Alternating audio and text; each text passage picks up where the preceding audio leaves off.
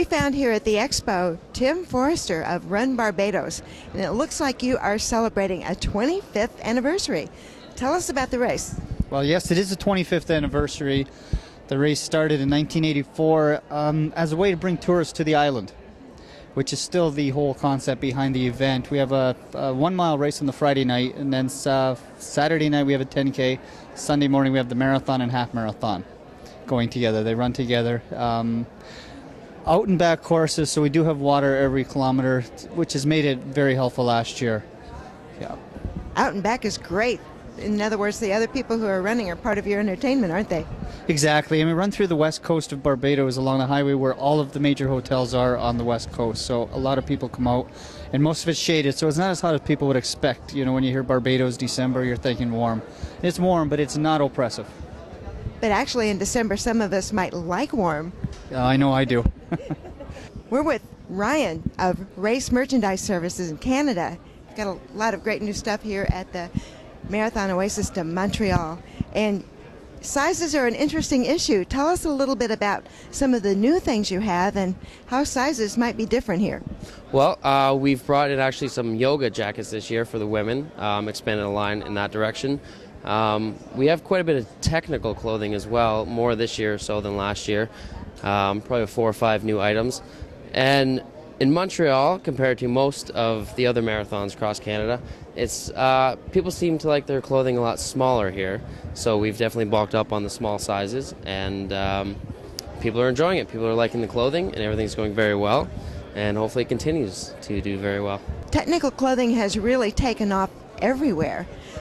Why do you suppose that is? Is that it's more available, or are people starting to get that it makes a difference? What do you think? A little both. It's available everywhere now, and the prices have come down significantly, especially in the last, even a year. A difference in a year So makes, there it is, the Niagara Falls. It's huge, and it does make a difference. This technical, the moisture-wicking polyester T-shirts compared to cotton are unreal. Even the weight to it, you know, you don't get chafing as much in the technical shirt. So it's definitely a huge difference and widely available. Yeah. And I think people are wearing them when they're working out, but they're also wearing them all the time. They don't wait until a workout, or they don't wait until a race.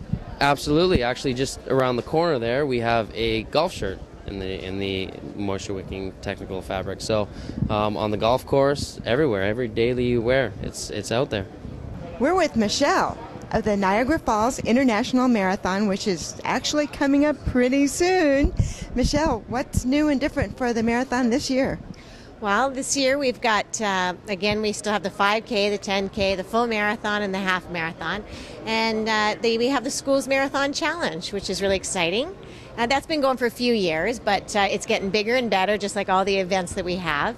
And the School Marathon Challenge is a program that runs for kids from grades 4 through 8, and they get to accumulate kilometers prior to race day, and on race day they actually get to run the last 2 kilometers right on the course. We've got a team challenge this year as well, so that's our new addition this year. Well, you know, that's such an exciting part of the event because the kids all wear matching T-shirts. That's right. And sometimes their parents run with them, and they're so excited. Yes, they are. Yeah, so we're getting a lot of participants from the U.S. side this year, and they're coming. We just heard today, Jim Ralston, the race director, mentioned today that another 150 coming in from Toronto, just one school alone. So that's pretty exciting. Wow, that sounds like a lot of kids. Now, one of the things that's great about this particular marathon and half marathon is the course itself. For people who might not know very much about it, can you tell people what they'll be running along? Absolutely. Well, the marathon starts in Buffalo, New York. We're actually the only marathon that starts in one country and ends in another. So you get bused to the start line at the Albright Knox Art Gallery in Buffalo. You get to run along, it's about 4 miles in Buffalo along beautiful, not country roads, but so you get to run around these beautiful scenic routes straight to the Peace Bridge, over the Peace Bridge into Canada, a loop in Fort Erie, and then you run along the beautiful Niagara River Parkway with a finish at the Niagara Falls. So you're right at the brink of the falls for a fabulous finish.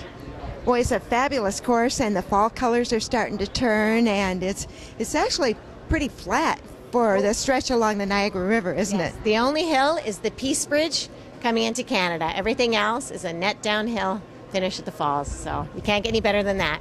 We're here with Stefan, who's with the Granby Half Marathon, which is a beautiful time of year in early October. Stefan, can you tell us about your race? Yes, oui. Ben, la course, elle, c'est un 21 km. Il y a 4 courses, qui est 1 km, les 12 ans et moins. Il y a un 2 km, un 5 km et un 21 km. Je fais ça au début d'octobre avec les feuilles, tous les changements de couleur des feuilles, parce qu'on court beaucoup dans la campagne, on court beaucoup au travers des feuilles, justement. Je fais cette année, je pense que c'est la première course qui fait ça, le défi Famille en forme.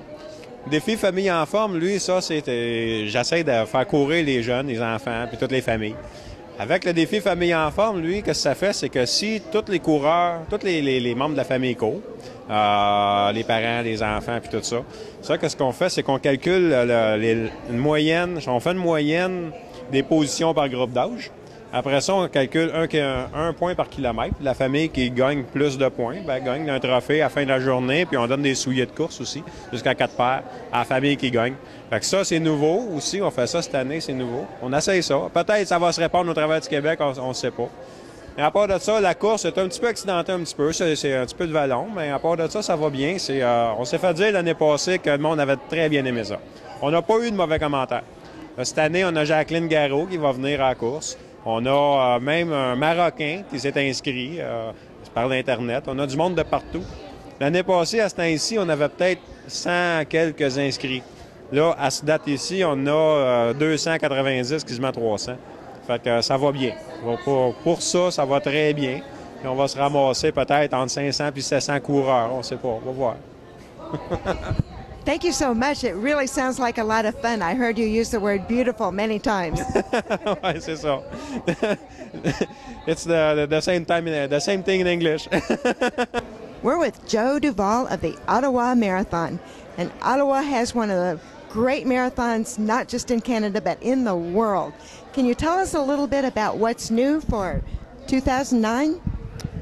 Well, for 2009, we're going to increase our involvement with the Nortel Kids Marathon. That's for children who train for 41 kilometers leading up to the race. Then they run their last 1.2 on race day.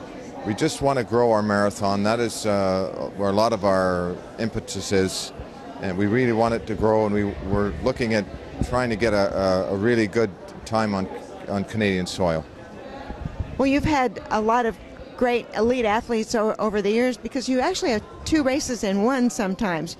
You have whoever's first, and then there's also a Canadian champion sometimes. Is that not true? That's true. We have a great elite field, and we're trying to grow the homegrown runner, marathon runner in Canada, and that's starting to pay dividends with the Brooks Marathon Project, and we're hopeful that the gap gets narrower, and we're also hoping that it does turn out that way, that the run for the top Canadian is the race within our marathon. That's true.